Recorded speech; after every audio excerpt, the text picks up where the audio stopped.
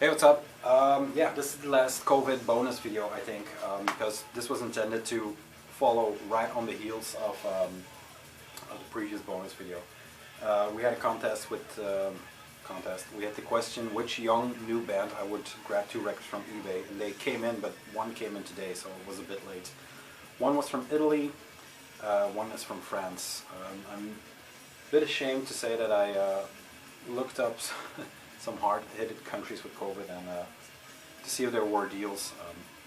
Not really, but you know, it's kind of coincidence that I got deals on both records and they came from Italy and France. I don't know how hard France got hit, but whatever. Bad joke. Welcome to the Punkpocalypse. Before we delve in, after showing the vinyl conflict from Slayer, I decided to put them on one by one. War Ensemble is now blasting from Seasons in the Abyss. A Jeff Hanneman Riddle 1990, and this is then the 2010 repress for the vinyl box set. So yeah. There's in the other COVID videos, in the other COVIDs, another pun, there you go. I talked about things that were going on. I'm not too much on my cell phone anymore these days because I don't know, man, bad news all the time. But when I am on there, I see sometimes stuff that is maybe interesting. The new, the Alex Agnew and Andries Becker's podcast, they did, what's it called? Welcome to the AA. It's a Dutch podcast, so don't get too excited if you are in the States or anything. But they did a Calling from the Underground, which in my opinion are their best episodes because they deal with the underground and metal. I think Maudlin or something, no. I don't know what the young band is, I'm sorry, I'm blanking on that one. But they're doing a Typo Negative Beat Steel deep dive discussion worship themed episode. I know they're both big fans. So yeah, Mr. Steele is on deck for them. Anything else? I'm not sure. I know Wyatt is making a bunch of cool videos. Eric Bauer did a nice video. I got a lot of good feedback on the going through the collection stuff, so we're going to keep, not the collection stuff, but the most valuable records emotional wise, so we're going to delve into them after this one. Now, the new and hip influential band I was talking about, and for the longest time I haven't been into these guys because I always had the wrong entry points. I didn't like their singer. I always heard the tracks that everyone has heard to death. It's like a Dali painting. You heard or saw that shit so much you can't hear it anymore, and you decide, well, it's not for me. So my ignorance decided that this band was not for me. Now here it is. It's 2020, and I'm addicted to Iron Maiden. I know. Now, these are the 2 first ones. One is from 1980. One is from 1981, so 2 years previous to my birth. Like I said, I didn't get into them because I don't like the vocals and the theatrical stuff that Bruce Dickinson does with Iron Maiden. Now there are classic albums, Fear of the Dark, what's their other classic one, The Seventh Son of the Seventh, whatever, and then Number of the Beast. I know those are classics, but like I said, it's like a Dali painting. I can't see a dripping clock anymore. But this is with the Paul Diani. I hope I'm saying that right. I'll look it up. Credits. Paul Diano was the previous singer that was on the Roundhouse tapes, so the demo or the EP, and then the 2 first records. So the self-titled, I'll dig in first. This one, yeah, their debut. These are both the Japanese pressings of this because I fell in love with this one.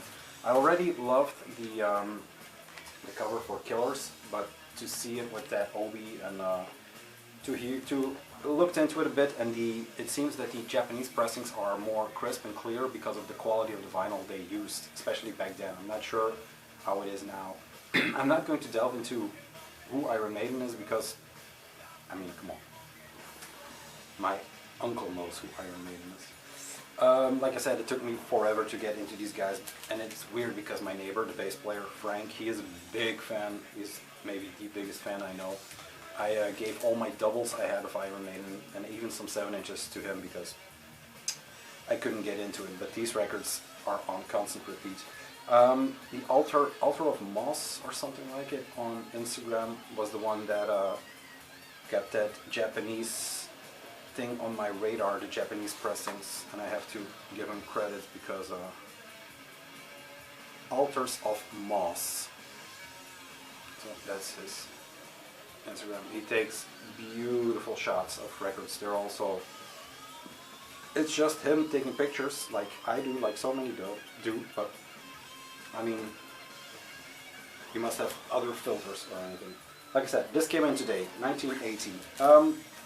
There aren't too many variants of this pressing. Well, there are, but not of the Japanese pressing. There's just, if I'm not mistaken, because I look more into Killers than into this, if I'm not mistaken, there's only one Japanese pressing, and that's this one. Maybe there's a promo. There probably is a promo with a white center label, with just some stuff on here. So this comes from France. Both eBay buys. This was packed really good, really nice, like it should, outside of the jacket. The Italy one, I discarded the mailer because it was too sad. It was just two cardboards mailed together, or taped together. This, like I said, the corners are, this is weirdly in good shape for it to be from 1980. It's in better shape than I am, and I'm 2 years younger, so. It has the lyrics all in Japanese and a bit in English. Now, I haven't looked through this one, but the Killers has Japanese and English lyrics, but they get cut off. So there's half of them are, especially for Murder in the Rue Morgue, that has just half of the lyrics on there. There's this Japanese pocket sleeve, and the vinyl isn't even a better condition than isn't even better condition than the sleeve. I got this for 30 euros. I don't know why he was selling it for that cheap. It is in perfect condition.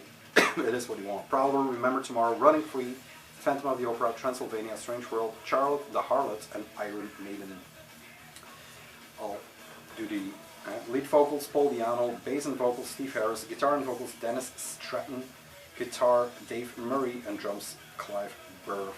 The fact that they are still running strong to this day, they deserve some credit, but like I said, I'm not a blues fan. The back is especially good. I love those early life pictures with the smaller stage presence than they have now. I realize you have to go big with some of this shit, but I kind of love when they were still, you know, that little band, that little demo debut band. And even though Steve Harris says in, I don't know, one of those metal documentaries, even though he says they hated punk, it is clear that they took some notes from punk. The singer here is more of a, I would say he's more in the vein of the English Darby Cash from the Germs, that kind of guy, just a total annihilator, I think. I need to look him up because I think he has an interesting story. So yeah, that is the first one. Completely in love with this one, Killers. I have to delve into that one more. I listened to this on Spotify, I think. It will shoot to the top together with Maya the Bay and Mainship, the two children one. This is a bit more of an also expensive. I got this, I don't know, more than 30. More than 30. But still a good deal. This is in it's slightly worse condition, but also very good. Nothing too much. I can't put it anywhere. I have too much clutter. The Obi, this one there were two regular editions, one with a small Obi, one with a big Obi, and then there was a promo. The promo was the white center label. This has the Eddie and the Streetlight label. The regular one said on the Obi that it came with a poster, didn't have a poster. This is the one with the poster, the extra wide Obi that the promo had, but then just a regular one. 2,800 yen, and I think it says somewhere limited to 50,000 copies, so this should be out there, but in this condition I'm not sure how many survived. Once again, great live shot on the back. Absolutely incredible album. I took out the first one out of the sleeve, out of the package, and I put it on in the waiting room or the waiting area upstairs where they breathe until they come down. There used to be a record player there where I played them upstairs first, and then when I was tired I took them downstairs. And I was brushing my teeth or getting coffee, one of the two, and my daughter came into the kitchen running, saying there was a monster in the living room, and it was Eddie. I told her it was just Eddie, and his favorite thing was drumming, so was her. So they're also becoming friends. But yeah, very cool record. Very cool. Can stare at this for hours. It's been there the entire time, just inside. Once again, the vinyl comes in a Japanese style pocket sleeve, and those will show up in one of the next collection grills or whatever videos when we hit Boris. But yeah, really nice crispy pressing. It is there are some, I would call them smudges, but it's maybe more dirt than scratches. The obligatory drop record. There we had that. I'll put this, slide this in here and put it on here. There you go. Nice double 1-2 for today. Here you go, the monochrome inserts, complete, no tears. Like I said, there were some tears in the obi, but apart from that, I'm just glad it survived. And like I said, the Murders in the Rue Morgue, it just goes halfway. I'm never going home, then it cuts off, but yeah, weird that they did that. But yeah, young guys conquering the world. What a feeling that must be, to know your band is blowing up, and I mean they have their own fucking plane. Insane. I'm going to read up on that Paul guy, because he should be bumming out pretty hard still. Here is the Ultimate Life poster by them, I guess. I like the debut back even more, but it has some thumbtacks, so you know it's been on some teenager's wall, but love the Eddie on the back.